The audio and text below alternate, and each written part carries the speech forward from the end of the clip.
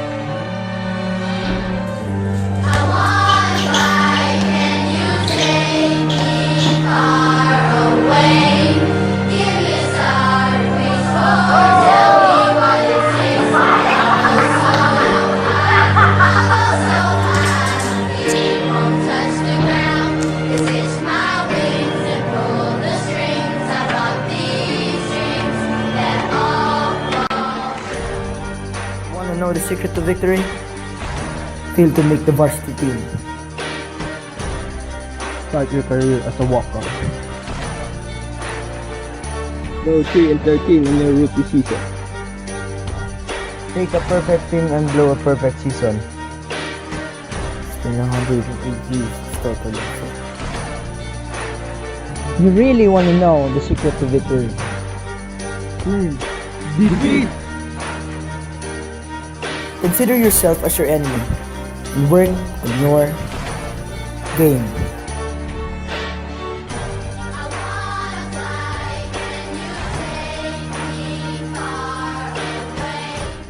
In every sport, you may not know it, but warming up is essential.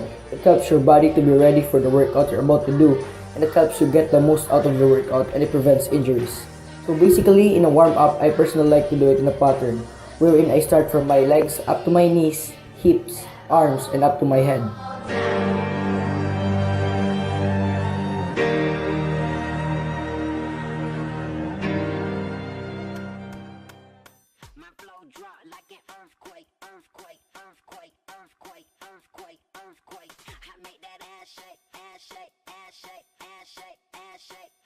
The side-to-side shuffle. Set up two cones about 5 yards apart. Beginning at one cone, assume a low position and shuffle sideways to the other cone. When you reach it, shuffle back to the first cone. Begin this drill slowly, focusing on keeping your hips low and square and moving your feet smoothly. This workout provides more hip balance, good for shuffle movements. Having this lateral quickness makes you much productive on defending more explosive and quicker opponents. Post-up is a kind of basketball move that has 100 kind of creative shots. So defending the post won't be an easy job. You have to be considerate in the way you defend, or else the shooter will just shoot easy at you. Standing firm, planting your foot on the floor, and raising your hands high up is an effective way in defending the post, because it will minimize the field of vision of the shooter and the possible shots he can take, and also the way he moves around the basket. So basically, you gotta be strong and hard on your defense. Keep your eyes on the target and do not follow the flight of the ball. It's the key on working on the post. Keeping your target focused is very important. As you catch the ball, move it quickly into the shot pocket. The ball should sit on your finger pads, and the ball should start motion directly upwards from the shot pocket. Your elbow should be positioned comfortably under the ball. The ball stays in front of you and should not go behind your head. Release the ball on the way up, just before the top of your jump. Use your legs to generate up force, and you should land in the same spot that you jump, which shows that you have good balance on your shot. And lastly, make the low post fadeaway shot. Basketball is a team game. By definition, that means all players are involved in the process of playing the game and should function as one. One of the primary skills created to accomplish this is passing. Yet passing remains one of the most undertaught, underemphasized, and underdrilled skill in the game. Players assume that the values of the coach places on each aspect of the game. When teaching passing, it is important that the coach teach not only the skill, but the mentality as well. Too many players think of passing as something to do when they don't have a shot, as opposed to an unselfish act that is designed to include other players. When teaching younger players, be aware of physical and mental limitations. The layup is the easiest shot and the first shot you should learn.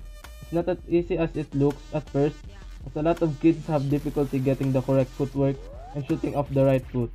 You must also learn to use either hand, and as you become more advanced, eventually learn to do the reverse layup and the inside hand layup.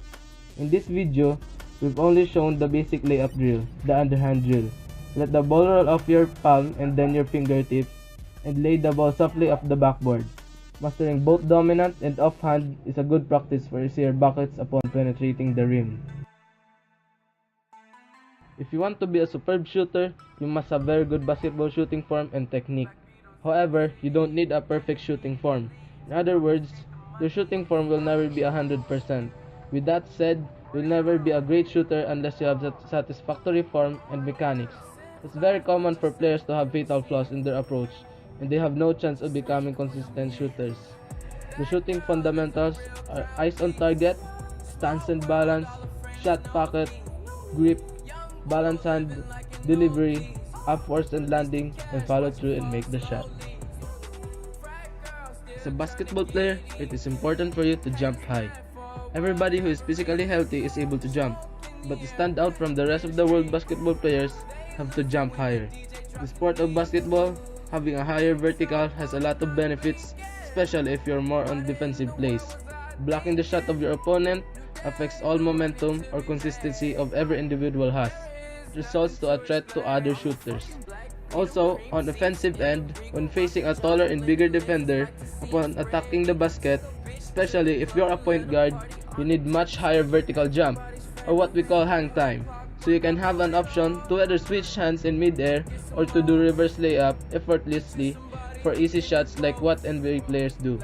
In this vertical workout, we show only 3 basic dumbbell exercises. First, the goblet squat. Second is the goblet squat walk. Lastly is the Bulgarian split squat.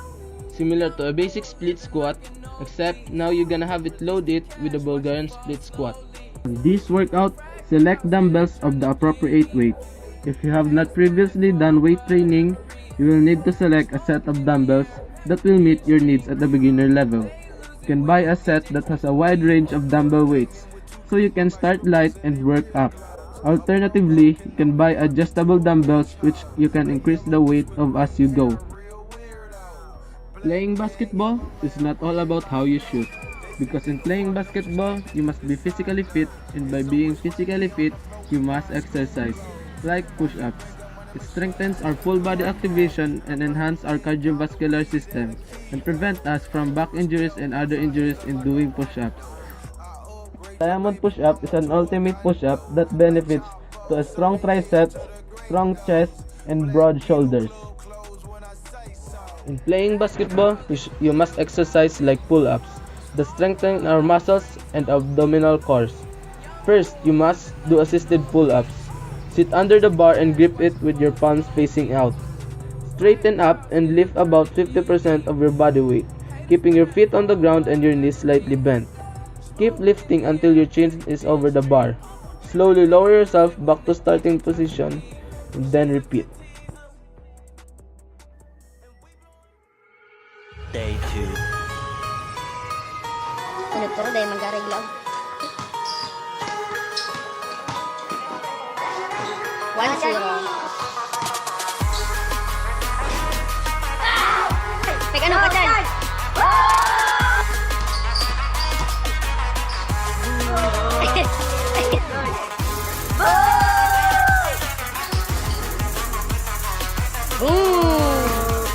May ulo.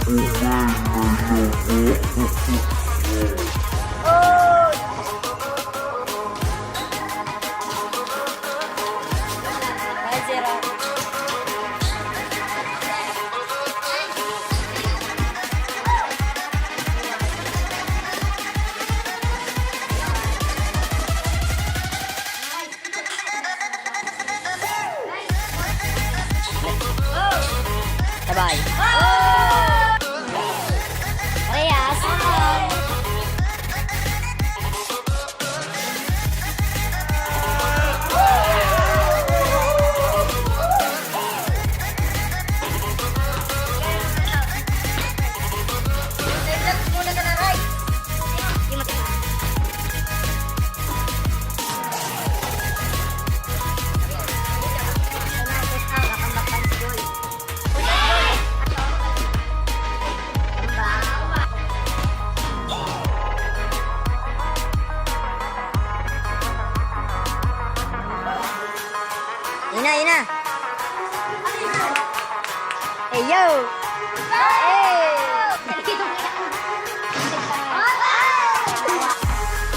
Let's go for the win.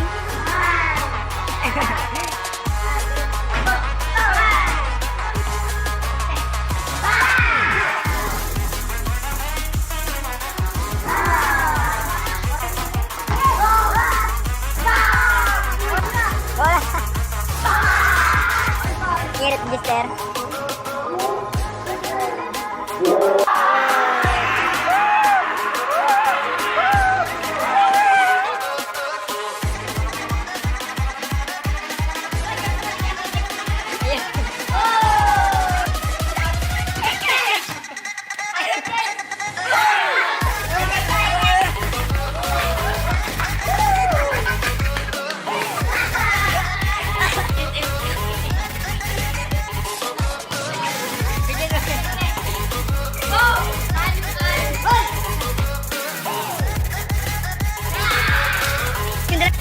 Lagandang trophy sa lubot.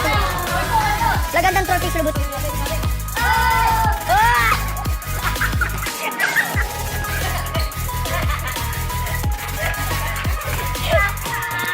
Ang bakit Will? Nice, nice.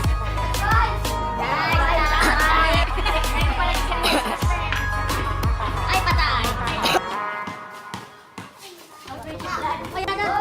When night has become the day, they're sending you far away. Kick. So, so far away.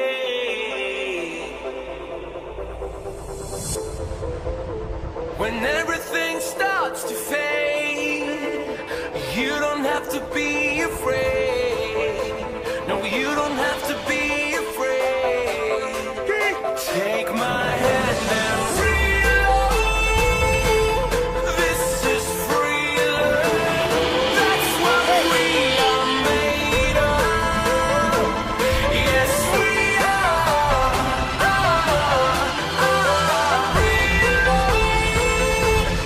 This is real love. That's what we are made of. Yes, we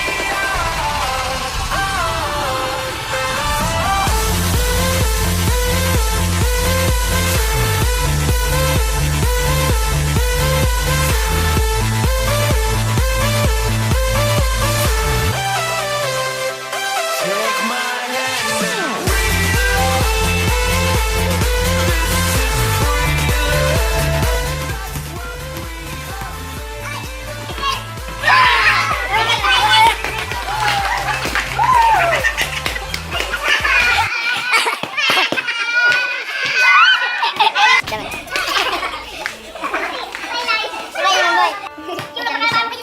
I-post ko, i-post ko.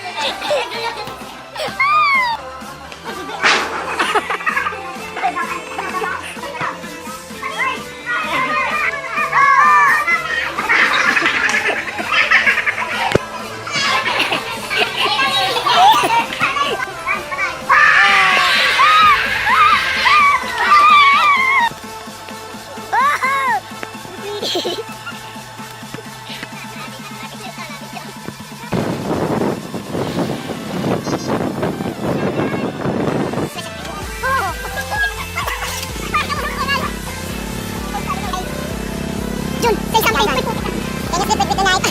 Ang ka-joke. Bakit lang tayo lang yan. Hindi mo yun. Dalang tigil lang yan. Nabagay. Nabagay, wala naman rin akong puso. Kinuha niya, hinapon niya. Kaya, ano na rin sa tip-tip ko mula ito.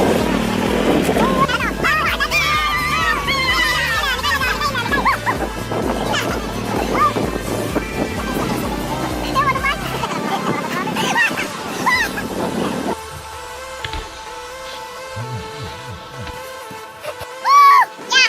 Wait, hold on, bro! The next one, the next! Pwede ko mantigsa talaga nila. Ano, kapan yun?